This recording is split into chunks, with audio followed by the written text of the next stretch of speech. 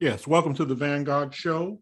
Today we have a very special guest, Brother Robert War Williams, and he was the co-founder of the new Black Panther Party in Dallas, Texas, with the position of field marshal. And brother, make sure you, if I miscorrect, I'm got it wrong, check me. I, All right, that sounds good. And also he's a co-host of a dynamic program on YouTube called Panther 48. I want everyone to check it out. Great dialogue. It kind of brought me back to my political education days, man, every episode. So be sure to check that out. The brother is a revolutionary, a writer, and he's also the dynamic leader of the San Diego Black Panther Party, which we want to definitely get a chance to talk about. And we're joined today by Brother Kamau Osiris. I mean, I saw a brother from another mother, comrade, and he's a special guest co-host, brother. So we want to definitely thank Brother Kamau for coming on, and thank you, Brother Robert, for having us on Panther 48, brother. It was a wonderful experience. Love the dialogue, brother. And again, how are you doing?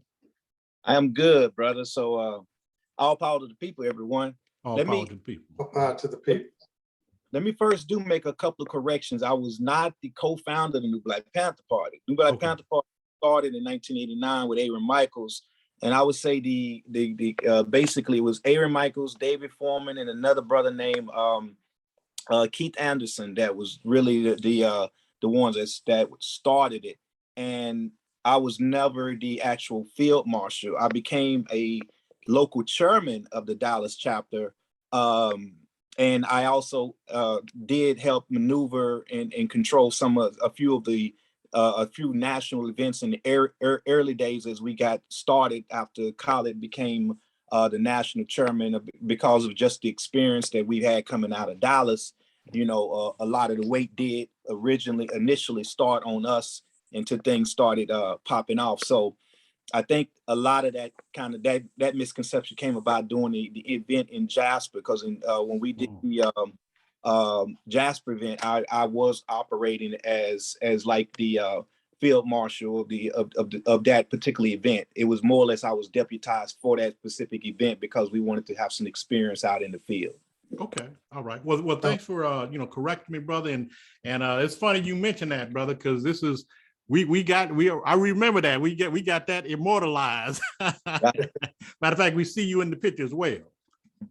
Yes. And brother, what we want to do is start off, first of all, brother, how have you been, brother? And the funny thing is, when I saw the Panther 48 channel on YouTube, and I flipped through different YouTube channels to see what's going on, especially when it comes to activism, especially revolutionary activism. And I looked at one, I said, "Wait, is that Aaron?" Because I didn't recognize Aaron with the beard. And I was like, wow, that's Aaron. And so that's what I made my comment and what have you. And then I looked at the other brothers, and to be honest with you, brother, I didn't recognize you without shades on, because you always had some shades on. Matter of fact, I know you remember this picture, right?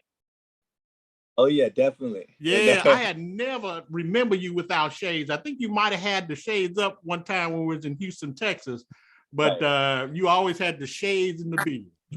Right. That's right. Yes. Well, brother Kamau, go ahead and proceed with the questions. Oh, okay. Hey, brother Robert, it's always good to see you and talk to you, brother. You bring back so many memories of the when I used to fly down there, and I remember staying all night with you at your place, and just, oh man, learning so much. You know, y'all brothers, I really admire y'all so much, and y'all really became a big part of my life. Actually, even though I haven't seen y'all much, but during the years, but I always think about y'all and everything, and it's just good to talk to you and see. It's such an honor.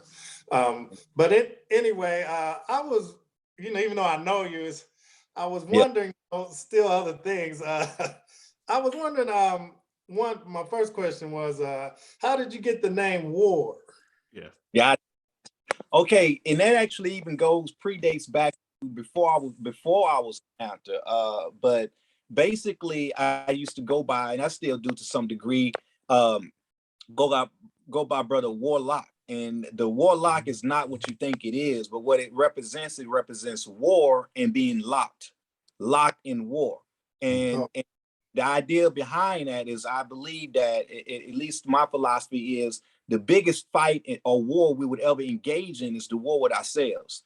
Being able to look yourself in the mirror and being able to tackle and fight the inner demons that prevents you from being at your greatest potential.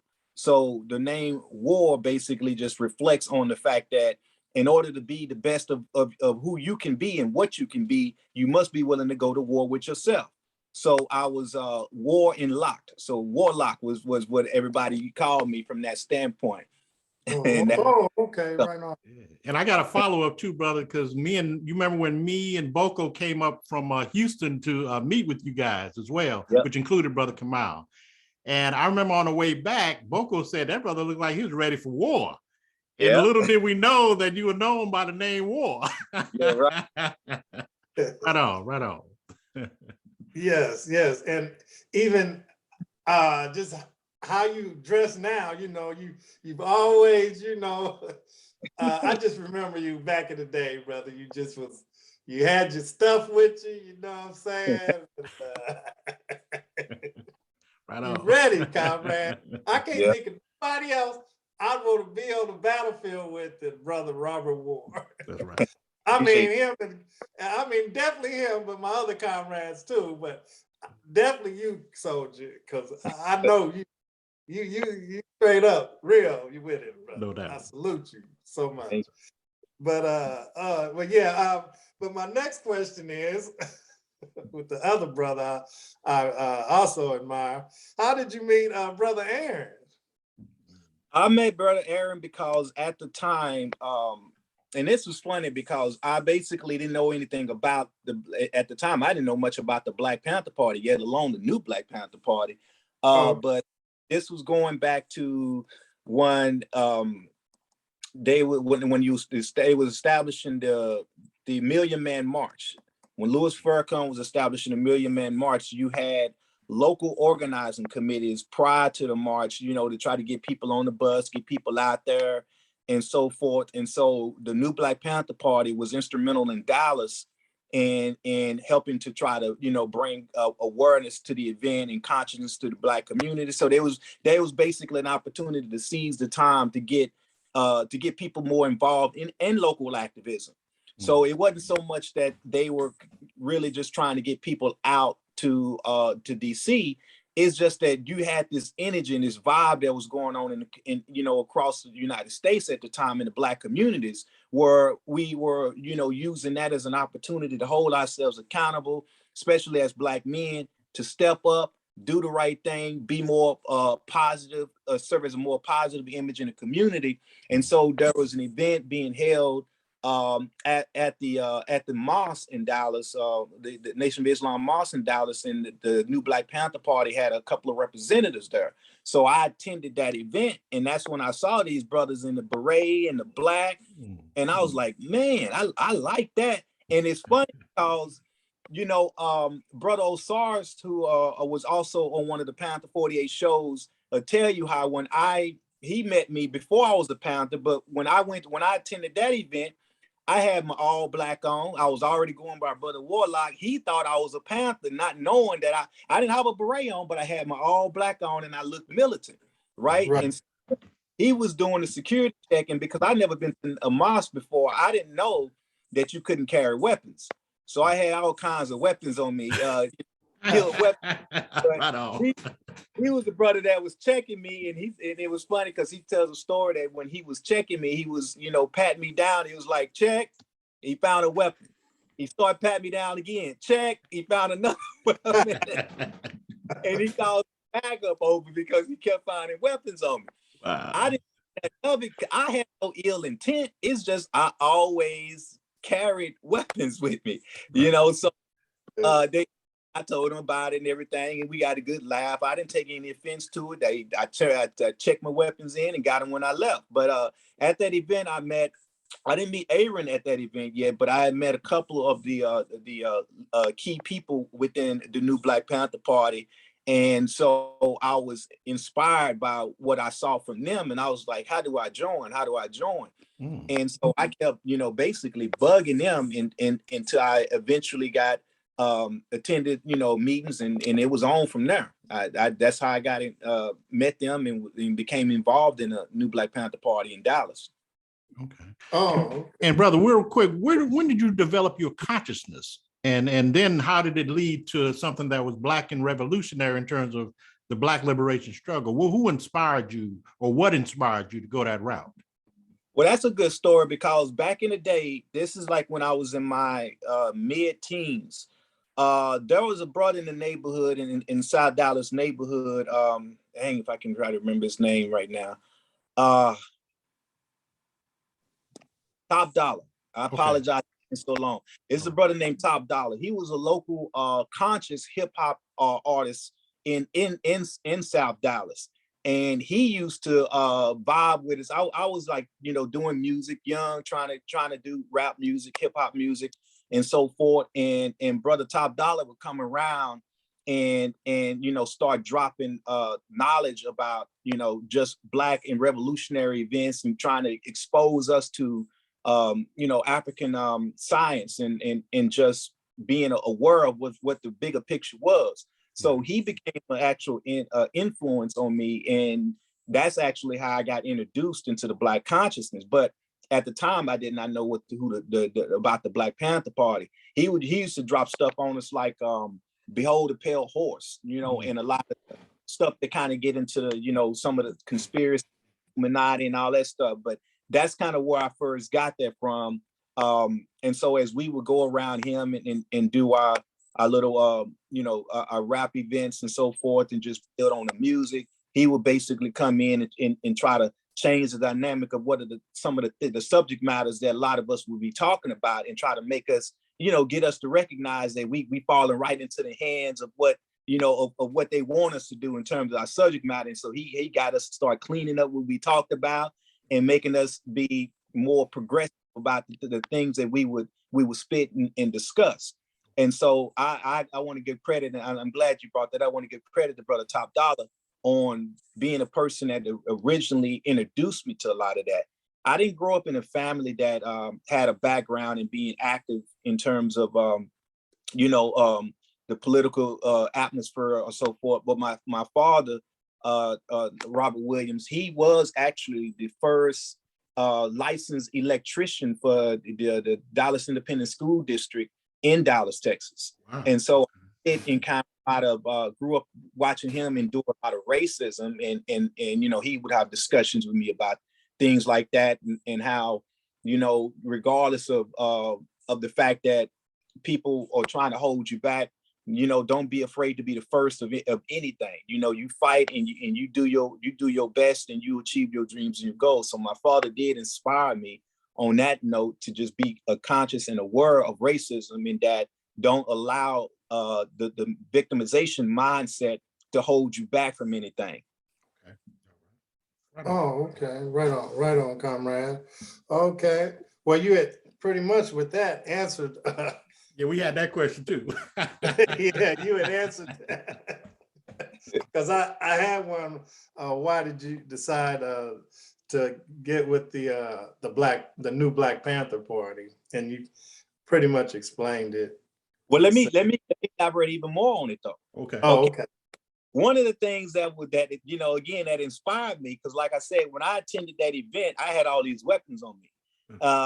At the time, I wasn't, I didn't study the law, so I didn't even know that it was legal to carry in Texas at the time. It was legal to carry rifles or shotgun guns, as long as they are in public, in display, not concealed. But and what happened is I saw the Panthers, with weapons, and I was like, wow, them brothers got guns, and so.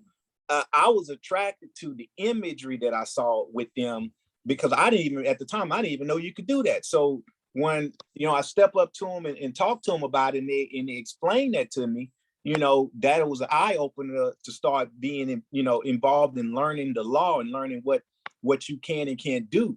And so those are one of the things that inspired me about them is just the legal part. I mean, of course, I was attracted to the guns, but then they went a step deeper and started talking about your rights, and learning the criminal code and so forth, and the penal code system in Texas, and how that will empower you by knowing the penal code system. So if you get pulled over by a police officer, being able to recite code and being able to know your laws and know your rights, it's actually more important and more powerful than the weapon itself, the firearm itself. And so those are the kind of things that attracted me and made me want to come around and actually engage and actually be a part of it. Oh, okay. Right on, comrade. Yeah, I was going to say, just a footnote, that we are always taught, especially Kwaku being a lawyer, about the search and seizure, your Fourth Amendment rights, because your car is just like your home, an extension of your home. And so you need a search warrant to go in that mud. That's you right. got to have a justifiable cause. So that's very important in terms of political education, brother. And you guys teach that on the Panther 48, and then of course you were part of that. So describe how important the political education aspect is for not only ourselves who were part of organizations and still part of, but thing is how is important for our community. See, the thing about political education, and mind you, when we think political education, we think everything is political. So therefore, when we're dropping education, to us, it's all PE, it's all political education. Right. And one of the things I like to our listening audience and our people to recognize is political education in just politics and governance itself goes way beyond voting. Too often our people get turned off by the idea of political education because all they associated with is voting. And when they think voting, they associate that with basically the lesser of two evils. But that is far from the truth because political education, and we like to refer to it as going into it from the trifactor, which is self-governing, family governance, and then community governance. So the aspect is political education goes into idea of being able to govern yourself. This is what it means when the old cliche that talks about know thyself. Know how to govern who you are and what you are when you are. That goes into the aspect of personal liberation. So political education is very important to us because as a people and as individuals, we have been domesticated through chattel slavery. And that mentality that creates that causes us to not know what it means to be able to stand up. See, when you're dealing with a people that has been basically oppressed to that degree that we have, we don't recognize that, which also why we, the Pounders say all power to the people. You don't recognize the power that we have when we come together and we collectively work towards something. And that goes into political education. So political education helps to teach us that we have a right, we have a place, we have a voice, and we have an identity that we must embrace and build. And therefore we can, start implementing the aspects of the platform and dealing with freedoms and liberation as it applies to the individual, the family, and the community. And this is what gets us involved. And this is why we feel that we should hold ourselves accountable as a people.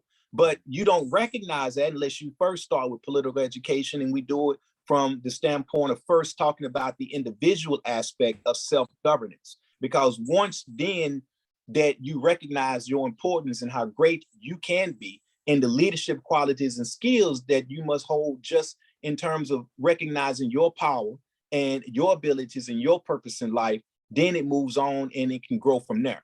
Because I tell people all the time, unfortunately, a lot of people feel like to just want to participate in the struggle or participate in grassroots or community organizing, that all you have to do is just be willing.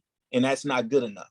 Because without being politically educated and without knowing who you are in your place and recognizing the things that you have to work on, you're going to bring a lot of baggage to the organization, a lot of baggage to the movement. And doing so means you're going to bring dysfunctionality. So political education emphasizes the fact that we must be lifelong students of learning and growth. Shay, comrade, very well put. I appreciate it. Yeah. Okay, well, my next question was, I'm gonna go back to the paper that Malik showed you when y'all was in Jasper there. Yeah. And I remember that moment so much. And brother, I mean, you know, that was very pivotal moment there that was going on. But at the time of when James Byrd Jr. James Byrd Jr. was murdered.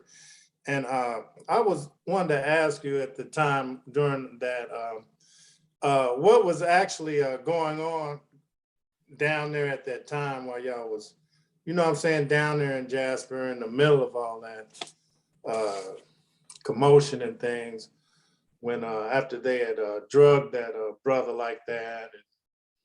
And you know, I seen that video, actually. I got a chance to see that back then, that someone had made when y'all had rode up in there in the Jasper there. Mm-hmm. And I could tell it was just a very kind of explosive atmosphere there, you know. And I think y'all really handled that good, though, from what I seen in the video. Can you kind of dialogue on that during that time? Well, the thing about it is there was a family that was down there that was I think it was a family of James Byrd, but it was a brother. I don't remember his first name, but I think his last name was Knotts, that had reached out to the new Black Panther Party in Dallas and told us about the fact that the Klan was organizing a march through the Black community. You know, now this is the Ku Klux Klan. They were going to march Black community, the Black part of town, because Jasper was still kind of sort of segregated, mind you. Okay, we talking the 90s, but we still talking segregation. So they were going to march in through the Black community just to basically do a show of force that, look, don't y'all forget y'all's place. This is our town. And so not only did they drug somebody and behead him, you know, but they basically were going to now boaster about these actions in the Black community. And you actually had people that were just scared. And when we heard about this, you know, in Dallas, you know, it's amazing when you really think about the fact that here in the 90s, you actually still had high levels of oppression that was just outright like that in the South, toward the Klan would, you know, still get up in their uniforms. And I've seen this even up into the early 2000s in places when I was in Florida, where they would go out in a full garb uniform and recruit. And so here you go, a community to where the Klan was just going to just basically boast of the fact that, look, this is what happened if you get out of your place. And they told us about it, and we was like, no, this ain't going down. There's no way we gonna sit up there and let them, you know. It's one thing that we did at the time, we trying to get the people brought to justice that did this specific event, but you're gonna terrorize now at this point an entire community behind those illegal actions. And so we wasn't having that. So our whole initial mission was to go down there and prevent the Klan from marching through the Black community. And that's the thing that a lot of people don't know. They think that basically we went down there just to kind of get in front of the cameras and show our weapons. No, what we did was we went down there and prevented the Klan from doing the march that they wanted to do. In effect of them finding out that we was going to be down there, they changed their march to just doing an event in front of the town hall there, just kind of like trying to have an event in freedom of speech event at this point to talk about the Klan and racism and what Black folks have done or don't do for the country. You know, so they tried to just, you know, they rerouted. So the point is that was the initial aspect down there to make sure that they wouldn't go down in the Black community. And in doing so, when we went down there armed, the idea was that we was expressing to the community, look, you have a right as a United States citizen to be armed and defend yourself against racist brutality and attacks.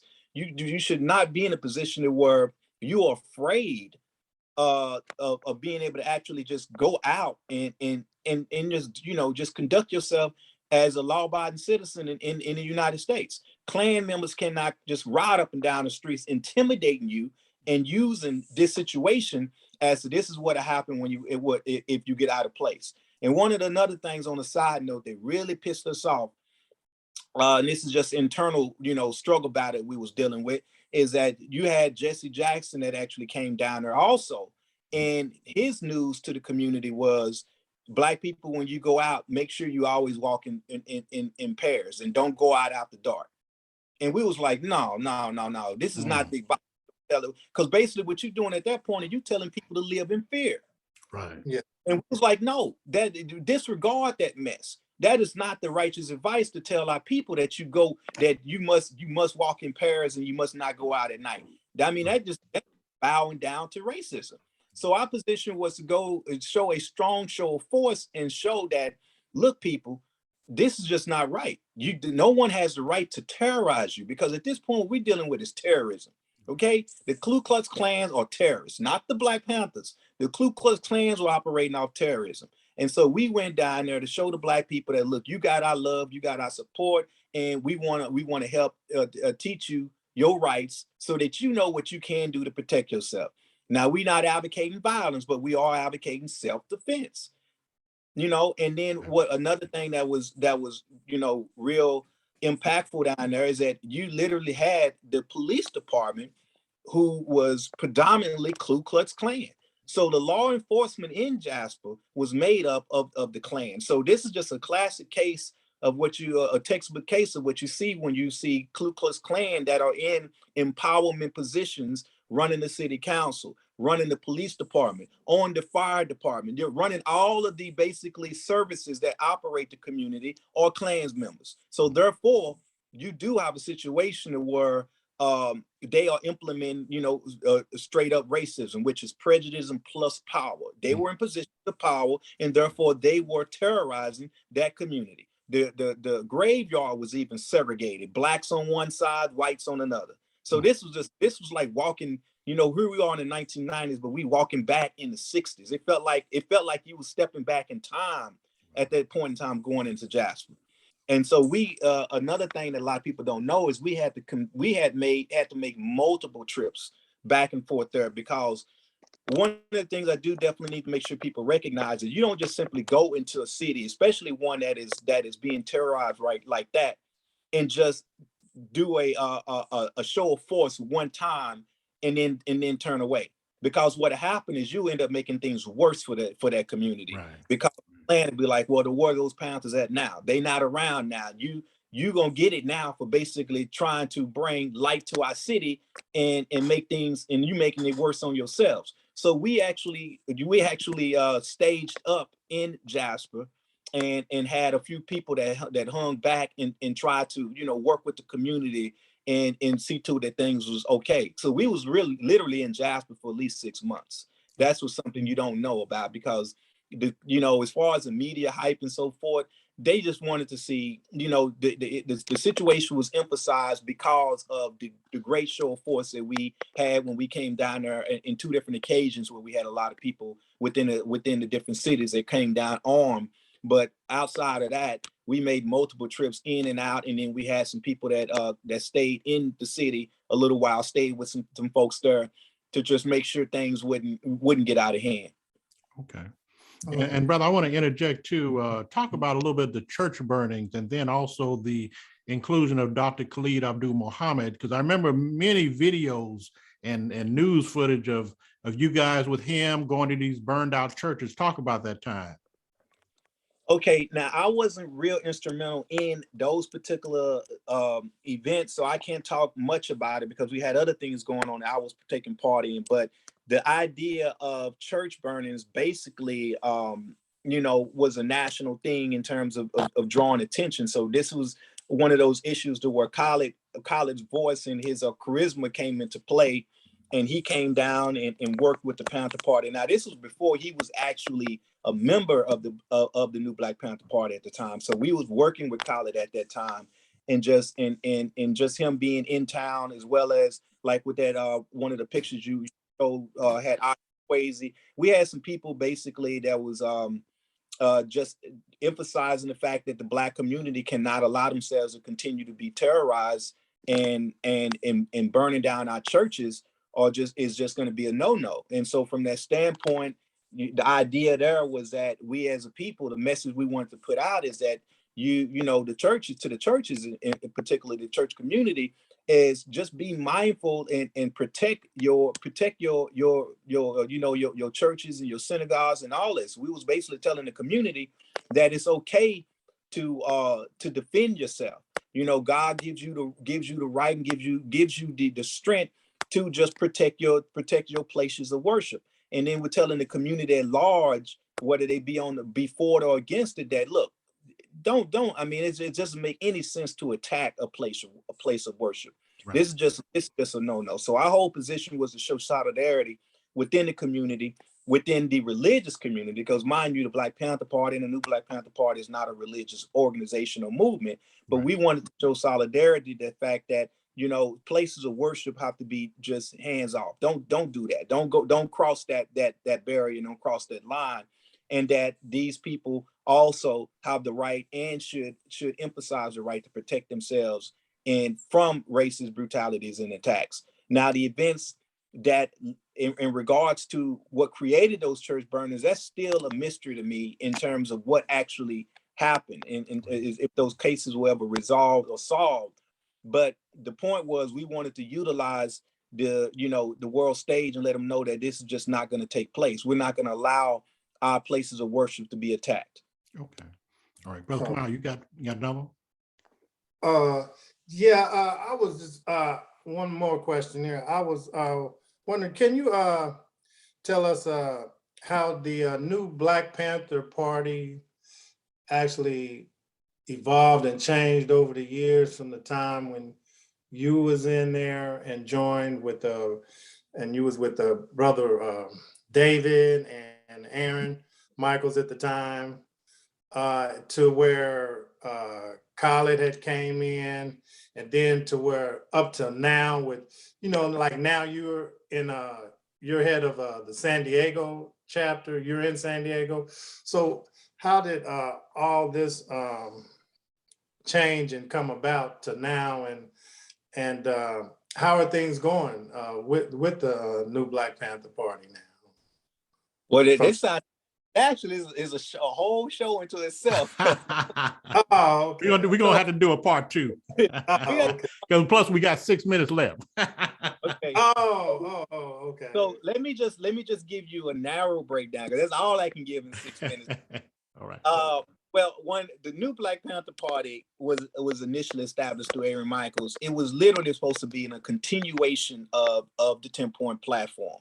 And the only reason it was new, and the new was put in front of it, our take on the new had to do with the fact that this is a new generation of Panthers. This is a new generation recognizing what had happened to us and recognizing the fact that the 10-point platform did not get carried out, or we still have these things, these injustices that need to be dealt with within the Black community.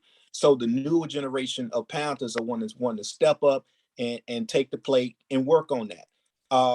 Prior to Khalid coming aboard, the new Black Panther Party had a 14-point platform, not a 10-point. We initially started out with a 14-point platform under Aaron Michaels.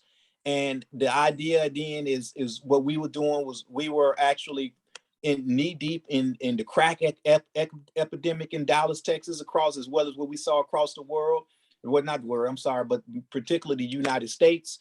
And the thing about that is, so the new Black Panther Party was doing a whole lot in the community to try to fight the drug dealers and the influx of crack cocaine that was taking place in Dallas, Texas. And so we was forming patrols in the community against the crack dealers. And see, that's one of the things a lot of people don't know. So the armed defense originally from the new Black Panther Party had to do with arming up against the evil, what we call evil forces within our community that was ripping our communities apart. So we was arming up to go up against these drug dealers that was obviously destroying our communities and our neighborhoods. So the reason why we armed ourselves had to do with the fact that these drug dealers were armed. This is back in the time when you had people pulling out street sweepers, if y'all remember what those kind of. I remember. Oh yeah. And so the thing is we had to arm up, and we armed up to protect ourselves against them. And we also our biggest weapon, though, actually at that point in time was the camera. And so what we would do is we would film the people, the the clients of these drug dealers, and people don't like to be seen on film buying drugs. And so by us slowing up their business, a lot of times that will cause the crack houses to shut down because they're not getting businesses. So these are the things that the New Black Panther Party were involved in. Community, we have community programs. So we were doing things in the community. Now, over time, the organization, as a result of the incident, like with the church burnings and with Jasper, and then the school board meetings that we were dealing with a lot of the, basically what we found out to be, there was a lot of mismanagement of money, resources, and the way our children were being treated in the Dallas Independent School District. So the New Black Panther Party ended up taking a front seat to those school board meetings and fighting the racism that we found going on within the school board system, especially in regards to the curriculum and how money was being misappropriated through some schools and not the Black schools. So that was involvement in that. So our thing was to take direct action in these events. Now, what had happened was, and mind you, we actually had a membership manual and training for our members back then. We would have political education and training for our members. So what had happened is, once Khalid Abdul Muhammad became the national chairman, a lot of the ideology that we initially operated through within Dallas did not necessarily make its way across the United States into what we were doing. So that is how a lot of the changes within the structure came about. You have a different type of leadership, and with a different leadership, you get different emphasis. And so in Dallas, we were not, our background was not Nation of Islam. Our background was not, a lot of us wasn't even religious. I myself, for instance, wasn't even religious. Right. And so when you then transform from that type of ideology to someone that comes out of the Nation of Islam and becoming the national chairman, it is going to obviously make a different dynamic in terms of what takes the forefront of the type of information that is being portrayed within the party. So there was there was a different dynamic that went on as a result of the different type of leadership styles. And so that is why a lot of the stuff that we was emphasizing and working on necessarily didn't make it across the United States. Because of who Khalid was, the attraction to the New Black Panther Party now became people of his particular background. Right. And so therefore, you're going to have a difference of a membership base. Whereas in Dallas, the people that joined the New Black Panther Party, people that wanted to take direct action in the community, that wanted to fight crack cocaine, they wanted to fight drug abuse, they wanted to clean up the people and work on the community. When Khalid became, the national chairman, then a lot of the attraction had to do with people that may have been disgruntled with certain aspects of the Nation of Islam and wanted to take more of an armed perspective or militant approach to the forefront. Okay, and brother, we got 1 minute, but what I was going to say is that we're going to have a part 2 because this is too dynamic. Give people your how to contact you and follow you on social media. I would say the best way to go about reaching us would be the Panther 48. You can go to YouTube and you can type in Panther 48. It'll bring up our channel. And from there, you can leave comments or whatever, and you can reach out to us that way. As well as here in San Diego, I'm the chairman of the Black Panther Party San Diego chapter. So you can reach us on our Facebook by just typing in Black Panther Party San Diego. Okay, brother. Well, we're gonna have a part 2. I'm gonna schedule that with you, brother. And it's been an honor, brother. And we're gonna follow up later on. All right, I appreciate it, brother.